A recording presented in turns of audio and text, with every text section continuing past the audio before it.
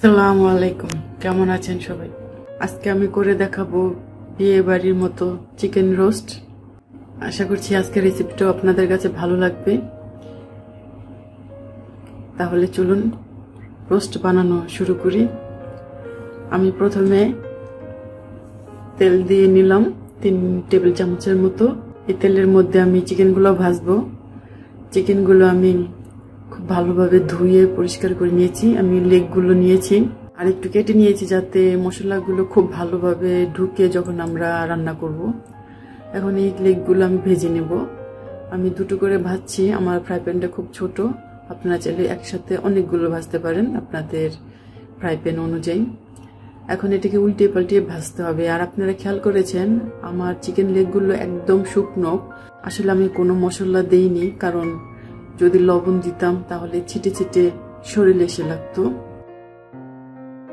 এই জন্য আমি শুধু লেগগুলোই ভেজে নিলাম, কোনো প্রকার মশলা ছাড়া। এভাবে আমি সবগুলো লেগ আস্তে আস্তে করে ভেজে নেব।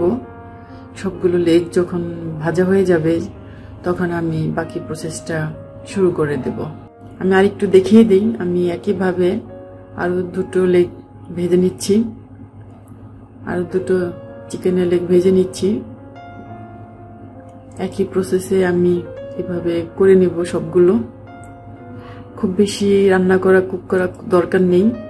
চিকেন লেগের গায়ে শুধু একটু কালার আসলেই হবে, খুব বেশি সেদ্ধ করা দরকার নেই। ভেজে হালকা এরকম যখন একটু ব্রাউন কালার চলে আসবে লেগের গায়ে তখন এটাকে নামিয়ে ফেলবো। নামিয়ে ফেললে তারপর একে একে সবগুলো ভেজে নেব।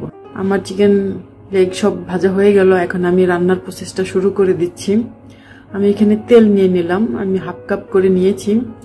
এখানে আমি হাফ কাপ করে ফুল দিয়েছি, মোট 1 কাপ। আর পরে দিলাম 3 টেবিল চামচের মতো।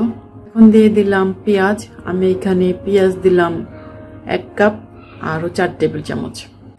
আমি পেঁয়াজের পেস্টটা ব্যবহার করলাম। আপনারা চাইলে কুচিটাও ব্যবহার করতে পারেন, আবার কুচি পেস্ট দুটো মিলেও ব্যবহার করতে পারেন।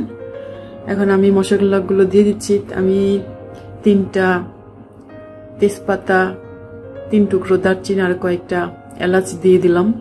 দিয়ে এটাকে একটু নেড়ে চেড়ে ভেজে তারপরে আমি এর মধ্যে দিয়ে দিলাম আরো হাফ কাপ তেল, রেগুলার তেল। আসলে আমি বিয়ে বাড়ির মতো করতে চাচ্ছি, আর বিয়ে বাড়িতে খুব তেল ব্যবহার করে, ওরা তেলের উপরেই রোস্টটাকে ভাজে। এই জন্য আমিও সেরকম করতে চাচ্ছি। এই জন্য তেলের পরিমাণটা একটু বাড়িয়ে দিলাম, কারণ পেস্ট দেওয়ার পরও আমার মনে হচ্ছে তেলটা আর একটু লাগবে। তারপর আমি এর মধ্যে অ্যাড করে দিলাম লবণ, পরিমাণ মতো লবণ দিয়ে দিলাম। আমি এখানে 1.5 টেবিল চামচের মতো লবণ দিয়েছি। এখন দিচ্ছি আদা রসুনের পেস্ট। প্রথমে দিচ্ছি আদার পেস্ট 1.5 টেবিল চামচ, তারপরে দিচ্ছি রসুনের পেস্ট 1.5 টেবিল চামচ দিয়ে এটাকে ভালোভাবে ভেজে নেব। আর আমি এখানে রসুন আর আদার পেস্টটা বেশি নিয়েছি, কারণ আমি এখানে মোট 8টা লেগ রোস্ট করব, এই জন্য। তারপর আদা রসুন দেওয়া হয়ে গেলে কাঁচামরিচ দিয়ে আমি এটাকে একটু ভেজে নিচ্ছি। আমি কাঁচামরিচটা আস্তেও দিলাম, আপনারা চাইলে কুচি কুচি করে দিতে পারেন, আবার পেস্ট করেও দিতে পারেন।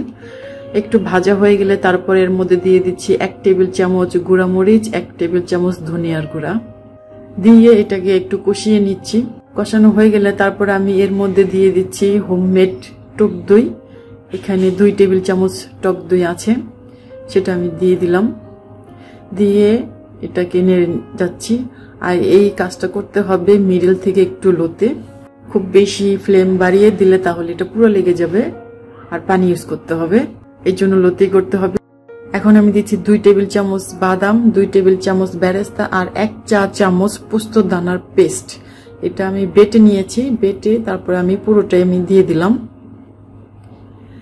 এই বাদামের জন্যই সেই বিয়ে বাড়ির ফ্লেমটা আসবে। বাদামটা দিয়ে তারপর একটু নেড়ে চেড়ে একটু পানি দিয়ে দিলাম, খুবই সামান্য পানি দিলাম, যাতে বাদামটা পুরান লেগে না যায়, কারণ বাদামটা খুব তাড়াতাড়ি রোস্ট হয়ে যায়। এর জন্য এটাকে ভালোভাবে করার জন্য আমি একটু পানি অ্যাড করলাম। তারপর এর মধ্যে দিয়ে দিলাম মশলা। এটা রোস্টের মশলা। এটার মধ্যে দারচিনি, লবঙ্গ, এলাচ, জয়ফল, জয়ত্রী এগুলা আছে। এটা দোকানের মশলা। এখন আমি লেগগুলো দিয়ে দিচ্ছি। আমি সবগুলো লেগ দিয়ে তারপরে এটাকে খুব ভালোভাবে ভেজে নেব। দেখে বুঝে গেছেন আমি কিভাবে ভেজেছি। খুব বেশি সেদ্ধ আমি করিনি, শুধু একটু হালকা একটু কালার নিয়ে আসছি লেগের গায়ে। এখন এটাকে নেড়ে চেড়ে আমি ভাজবো। তবে আমি আমার খুরচুনটা পাল্টিয়ে নিই, আমি ওটা দিয়ে পারছি না, ওটা ছোট হয়ে গেছে। আসলে আমি যখন খুব বেশি রান্না করি তখন আমি বড় খুরচুন দিয়ে নাড়তে অভ্যস্ত, আমি ছোট জিনিস দিয়ে নাড়ানাড়ি করতে পারি না, তাই পাল্টিয়ে নিলাম। এখন আমি দিচ্ছি 1.5 টেবিল চামচ চিনি। এই চিনিটা বিয়ে বাড়ির টেস্টটা নিয়ে আসবে। ওরা চিনির সঙ্গে আলু বোখরাও ইউজ করে, আমি আলু বোখরাটা ইউজ করছি না, আমি শুধু চিনিটাই বাড়িয়ে দিলাম। এখন এই চিনির সঙ্গে খুব ভালোভাবে এটাকে নেড়ে চেড়ে মিশিয়ে নেব।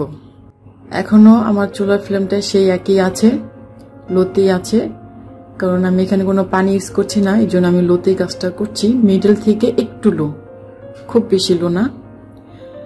এটাকে নেড়ে চেড়ে তারপর আমি এটার মধ্যে আমি এখন দিয়ে দিচ্ছি সামান্য পরিমাণে একটু পানি। খুব বেশি পানি দিব না, খুব বেশি পানি দিলে এটাকে শুকাতে খুব সময় লাগবে, এর জন্য খুব বেশি পানি দেওয়া দরকার নেই। আপনারাও খুব বেশি পানি দিতে যাবেন না, তাহলে পানিটা শুকাতে খুব কষ্ট হয়ে যাবে। যেহেতু লোতেই আছে, এইটুকু পানিতে সেদ্ধটা হয়ে যাবে।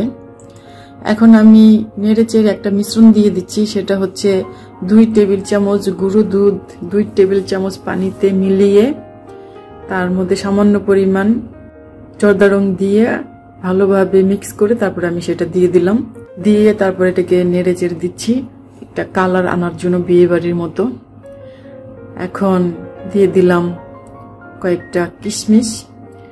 তারপর এটাকে এখন এভাবে নেড়ে যেতে হবে, ঘন ঘন নাড়তে হবে, খুব টাইম নেওয়া যাবে না, তাহলে কিন্তু নিচে পোড়া লেগে যেতে পারে।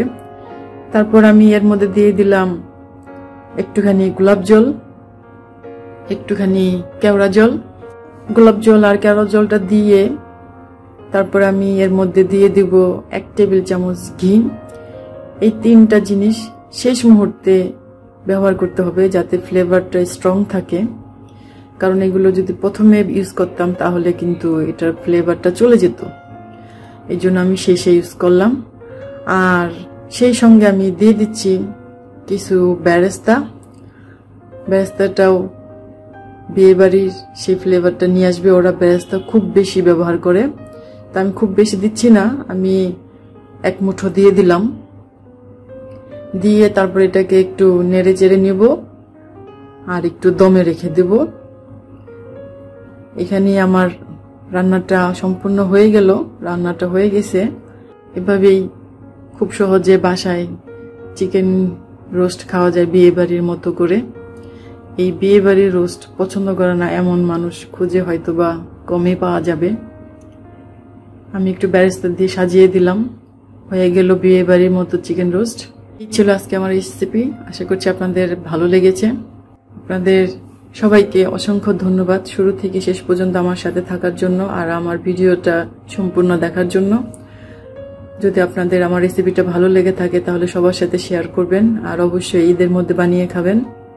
খুবই মজার, খুবই লোভনীয়, খুবই টেস্টি একটা রোস্ট। আজকে চলে যাচ্ছি, আবার আসবো। আজকের জন্য বিদায়, আল্লাহ হাফেজ, সবাই ভালো থাকবেন।